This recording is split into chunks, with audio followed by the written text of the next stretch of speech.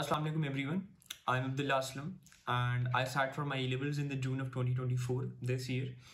And title और thumbnail से तुम लोगों को पता चल गया होगा कि I had 4 subjects, physics, chemistry, biology and psychology, और मेरे चारों में A stars थे अल्हम्दुलिल्लाह। और अब तक तुम लोगों ने वीडियो पे क्लिक कर लिया है तो मुझे ये पता है कि you're probably someone जिसको मुश्किल हो रही है A-levels में, and honestly you're not alone. A-levels Pakistan में is sort of a daunting experience, mainly because teachers के अलावा कोई ज़्यादा reliable या valid sources नहीं है, कोई resources नहीं है हमारी पाकिस्तान में that can cater to our needs that are generally different from how students might find it in abroad. So I just thought that I'd make this and other videos to make this entire experience easier for you. And in this particular video, I'll be telling you 5 things that I did, and I'm glad that I did, because I can guarantee you that if you do these, you'll perform much better than how you're doing right now. And ये वो बातें नहीं है जो तुम लोगों को generally teachers बताएंगे या सीनियर्स बताएंगे, मतलब ये डायरेक्टली कंटेंट से रिलेटेड नहीं है, लेकिन आई नो कि 99% of people don't do this, and if they do they'll actually be better for it. So without wasting any time, I'd just like to get into those 5 things. Yeah, जो पहली चीज़ है ना, that is you need to be an independent learner. And इस बात से मेरा क्या मतलब है? We know कि हर बंदे का लर्निंग का, एप्लीकेशन का, एनालिसिस का स्टाइल डिफरेंट होता है.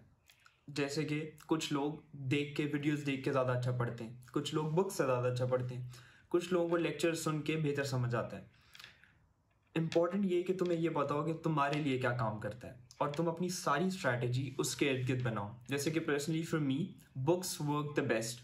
मुझे पता था कि मैं अगर बुक से कोई चीज़ पढ़ लूँ तो I can retain it for much longer than if I listen to the same thing in a lecture. तो इसीलिए instead of wasting a lot of time on lectures, I just come home and I'd just go through the book myself, make my own notes, and believe me, this has saved me a lot of time and this has helped me greatly. इसी के साथ ये कि being independent also means कि जितनी भी research है, जितनी भी चीज़ें related to the subject, related to the content, तुम खुद करो. Instead of asking your friends, किसी टीचर से पूछ लिया कि सर ये टॉपिक सिलेबस में है कि नहीं है, just look at the syllabus yourself. तुम लोगों को तसल्ली भी ज़्यादा होगी, और दिस इज़ समथिंग जिसकी तुम्हें आदत होनी चाहिए, क्योंकि आगे यूनिवर्सिटी में प्रॉबेबली टीचर्स इतने अकोमोडेटिंग नहीं होते जितने ए लेवल्स में होंगे. तो I think this is something that you should definitely do. इसी के साथ एक और बात है कि आई सीन के लोग कोई प्लान स्टार्ट करते हैं, कोई स्टडी स्केड्यूल स्टार्ट करते हैं, लेकिन एक हफ्ता पढ़ने के बाद छोड़ देते हैं. क्यों? क्योंकि भाई टीचर ने कहा या किसी सीनियर ने कहा है कि ये चीज़ नहीं, ये चीज़ ज़्यादा बेहतर है. यार हर किसी का एक्सपीरियंस इंटायरली सब्जेक्टिव है. You need to do what works best for you and you need to stick to it. एक हफ्ते में कुछ भी पता नहीं चलता है. एटलीस्ट 6 वीक्स तो दो. 6 वीक्स में तुम्हारे 2-3 चैप्टर्स गुजरेंगे, 2-3 टेस्ट गुजरेंगे, और तुम्हें पता होगा कि ये चीज़ हमारे लिए काम कर रही है और इंशाल्लाह करेगी भी. इसीलिए इम्पोर्टेंट ये कि तुम प्लानिंग शुरू से अच्छी करो, अपने स्टाइल के हिसाब से करो और स्टिक टू इट. इंशाल्लाह it'll work out in the best way for you. The second thing, which I think 99% of the people don't do, is that use the official Cambridge resources. मतलब कि we know कि A levels के लिए हम लोग अपने local system से बहुत ही ज़्यादा बड़ी amount pay कर रहे हैं just for the exams and for the syllabus and everything. तो use those things. Syllabus, books, examiner reports, ये mainly 3 चीज़ें. If you use them to the best, to their fullest, यकीन करो तुम लोगों को किसी और चीज़ की ज़रूरत नहीं है.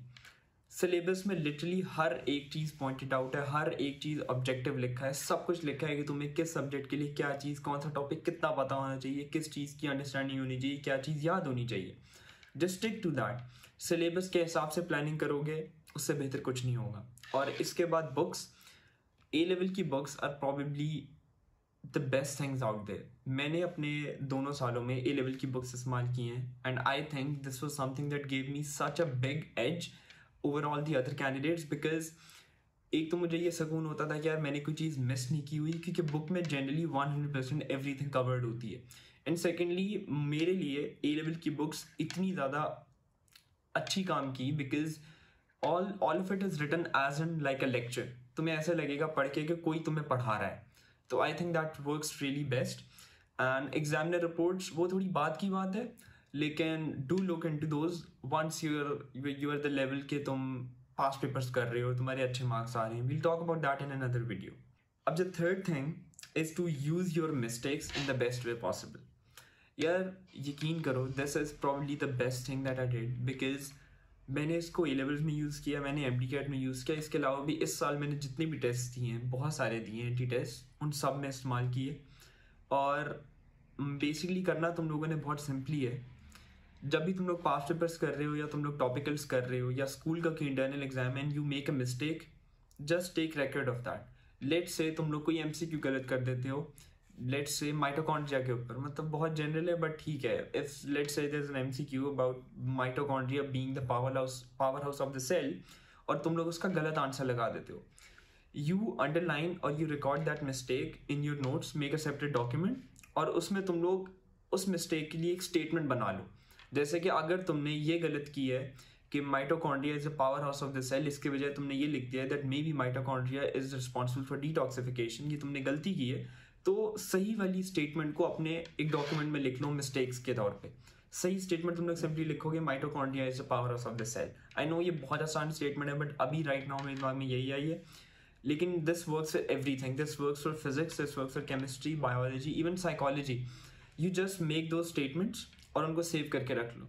एग्जाम से एक दिन पहले जो तुम लोगों को चीज़ें आती हैं ना, वो तो ऑलरेडी आती हैं, वो नहीं भूलती हैं एक दिन पहले. जो ये चीज़ें ना जो तुमने गलतियाँ की हैं, अगर you look at just those एक दिन पहले, it will be enough for you. This is something that I personally did and I think that मुझे बहुत फ़ायदा दिया है इस चीज़ ने. अब जो चौथी चीज़ है ना यार, this fourth thing is something that people often struggle with and this is hard, I know. This requires a lot of time and effort, लेकिन this can help you greatly and that is to be consistent with your grades. यार A levels में ना मैं तुम लोगों को बता रहा हूँ, तुम लोगों के टीचर्स ये बताएंगे, तुम लोग सीनियर से पूछ लो. तो जंप है ना ग्रेड्स में, लाइक तुम अगर ये कह रहे हो कि 2 साल में तुम लोग B's ले रहे हो या C's ले रहे हो और आखिरी 3 महीनों में तुम पढ़ लोगे और A स्टार आ जाएगा. A लेवल्स में हो जाता है लेकिन बहुत रेयर है, और उसकी बेसिकली वजह ये है कि A लेवल्स में डिटेल इतनी ज़्यादा है, कॉन्टेंट इतनी ज़्यादा है कि सब कुछ करने का तुम्हारे पास टाइम है ही नहीं. तो ये है कि तुम लोग 2 साल आने से पहले, A लेवल्स में आने से पहले ये डिसाइड कर लो कि यार मुझे ये ग्रेड चाहिए जो मैंने आगे चीज़ करनी है.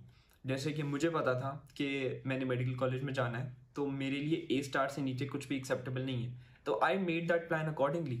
और being consistent with your grades basically means कि तुम्हारी जितनी भी इंटरनल असेसमेंट्स हैं, जितने भी स्कूल के मिड्स हैं, असेसमेंट्स हैं, चेक पॉइंट्स हैं, कुछ भी हैं, from day 1 score the grades that you actually want in the final CIEs, and this will make it a lot easier because हर एक इंडिविजुअल मिड और असेसमेंट के लिए पढ़ने की वजह से तुम्हारी रेपिटेशन, तुम्हारी रिविजन इतनी ज़्यादा हो जाएगी कि एंड पे an A star would be guaranteed और whichever grade that you wanted. तो अगर तुम लोग वो कंसिस्टेंटली ले रहे हो तो मैं तुम लोगों को बता रहा हूँ, तुम लोगों के लिए बहुत आसान हो जाएगा. और पर्सनली फॉर मी कॉन्फिडेंस बहुत ज़्यादा मिल जाता है. मतलब अल्हम्दुलिल्लाह मेरे 2 साल की ट्रांसक्रिप्ट्स में देयर इज़ ओनली 1 A और इसके अलावा I have all A stars. And इस बात से ये कि जब मैं फाइनल CIs दे रहा था ना, इट सीम लाइक कि यार मैंने इतनी बार कर लिया है, इतनी बार A स्टार ले लिया, तो CIs में क्यों नहीं आ सकता, उतना ही आसान है. I just went into the exam, I was calm, I was confident और अल्हम्दुलिल्लाह I did score an A star तुम लोगों के सामने.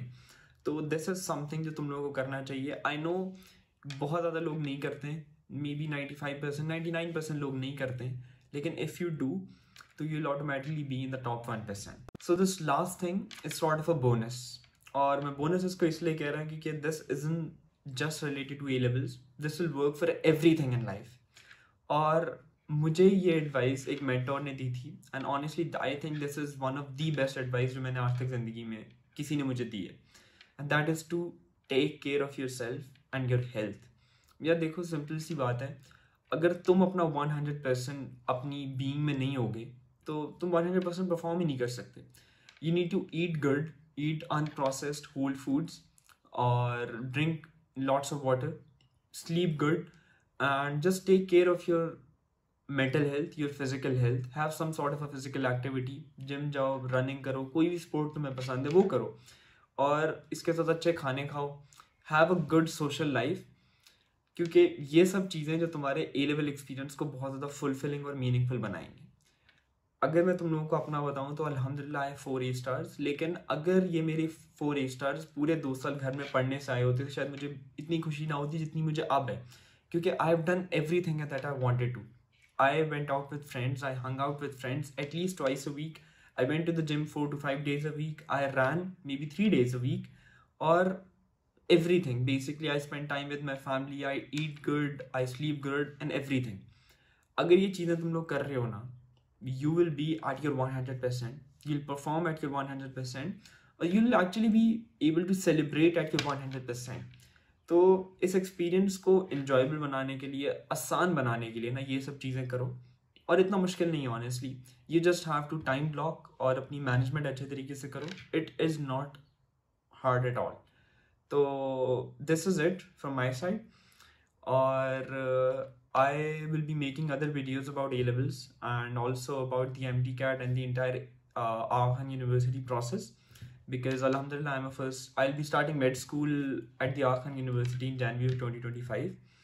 इसके अलावा if you guys need any other advice, any other video you want me to make about anything throughout the A level, O level and the med school process in Pakistan, I'll be happy to do so.